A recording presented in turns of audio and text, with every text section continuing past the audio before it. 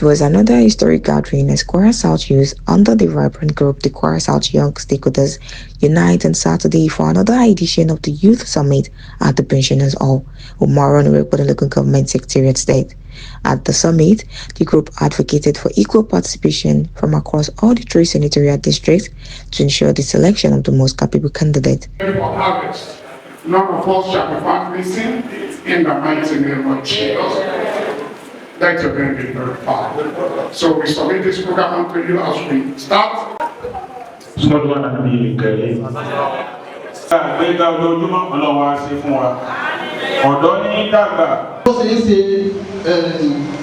like that, looking at it from the angle of income, whatever possible stuff. What we are indirectly telling us is that we don't want other young people as well that also want to have this kind of mind to do because it's like, yeah, everybody. See, I'm not saying it's wrong if people that give support. I'm just saying that as young people, we're looking at progressiveness. We're looking at, okay, in the next 10 years, in the next 5 years, in the next 15 years, things that can truly give us the opportunity, that can change our region, that can change our story for life. We all hear about Silicon Valley. We all hear about technology streets on Yaba in Lagos. All these people that build all these things, many of them, I can mention like 4 or 5 people that are from Kwara, at least maybe 3 of them that are from our... The second edition drew a larger crowd of youthful participants from across the 193 wards of the Kwara South Senatorial District. The event featured respected figures and personalities as guest speakers, including Engineer Cornelius Oluwasegun Adebayo, Executive Secretary and CEO of the National Agricultural Land Development Authority, NALDA.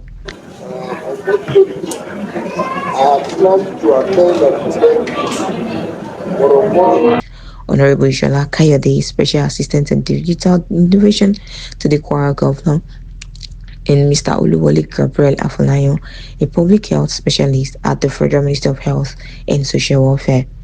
Speaking at the event, Comrade Lawal Abiola, the convener of the group, stated that the summit essence was for youth across the 193 wards and 7 local governments in Kwara South to collaborate on developing the senatorial district. Comrade Lawal Abiola, the coordinator of Kwara South Young Stakeholders, and the convener of this Kwara South Youth Summit.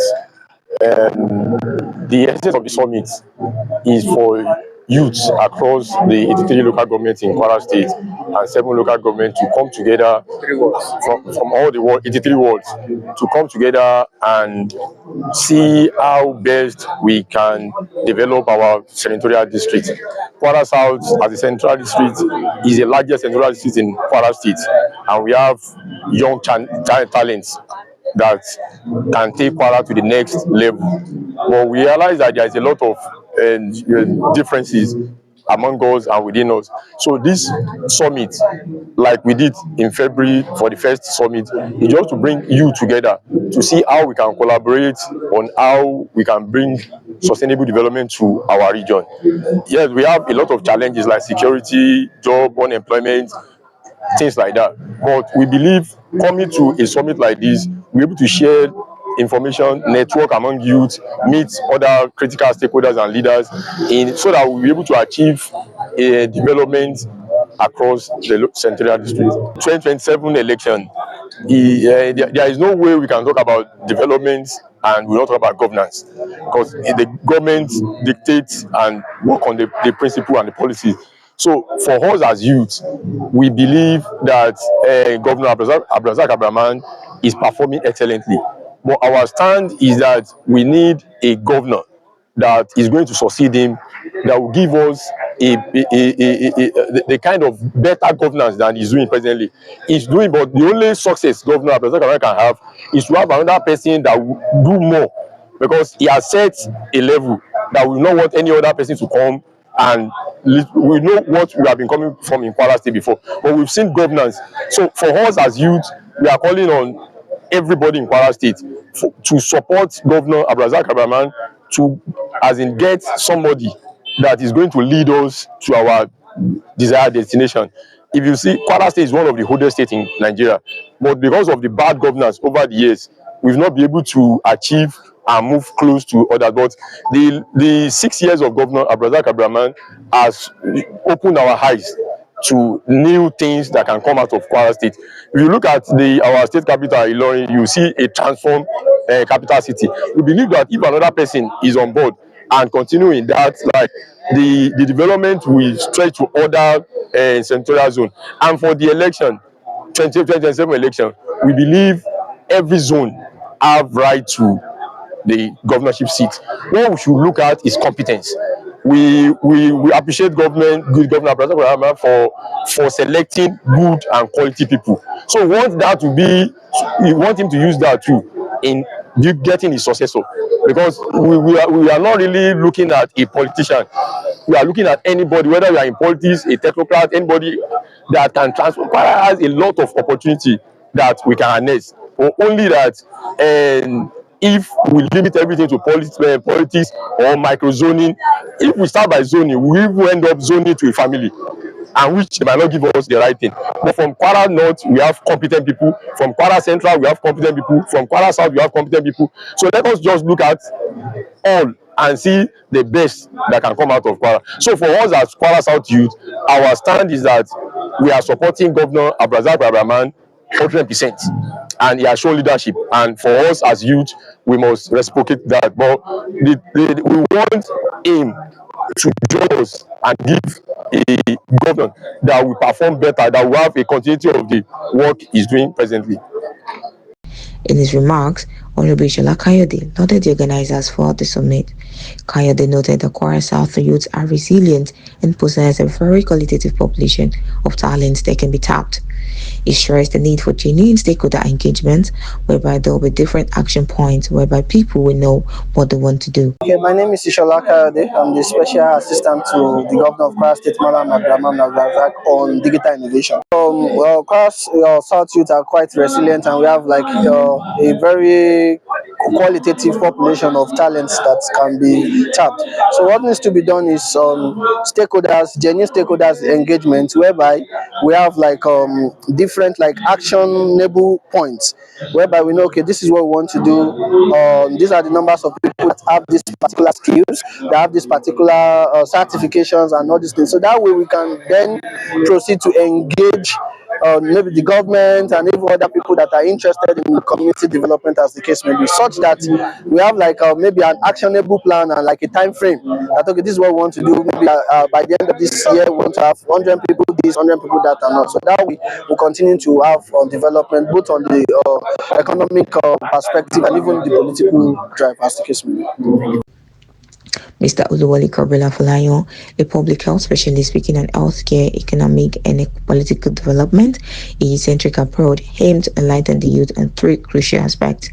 He underscored that health is very fundamental to early economic advancement, asserting it's the healthy population, that strives economically and is able to also participate actively in decision making and resource allocation.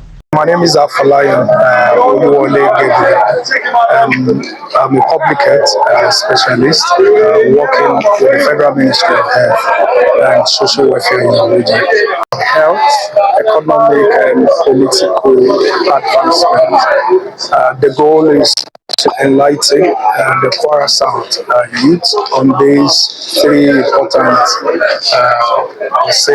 pivotals, and it's very simple. One thing is that health is very fundamental to any economic advancement. It's the healthy population, that thrive economically and be able to also participate actively in decision making and resource allocation.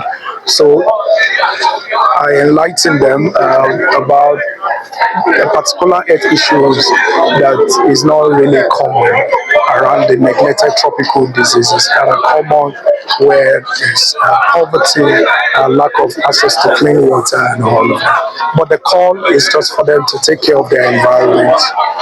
We know that prevention is better than cure, so the talk is for them to be able to put on the preventive measure, like taking their free medicine available through the federal government. Also, take care of their environment. Mosquito is a vector, both for malaria and then this lymphatic filariasis. On the economic advancement, I did emphasize that the only way to create wealth is through business. However, business is about exchange of values, and so I empower them on ways they can improve their value using Scamper, playing and approve their product, what to substitute, what to add, what to replace in order to make the product more accessible and useful to the populace. And then on the political aspect, well, I know that politics is about decision making, risk allocation. While we appreciate what those in that space are doing, I think for me the most important thing is the citizen. If you check the percentage of people that are empowered, they are just few. Nigeria is over 230 million population. So if you have, let's say, 2 political offices, how about the rest of us? So the charge is you don't actually need an office to serve Nigeria, but through collaboration, we can come together, identify issues, and through community effort, we can bring about that change in our society. So these are just a few concepts that I was able to share with the audience today, and I'm grateful for the privilege to do this inquiry.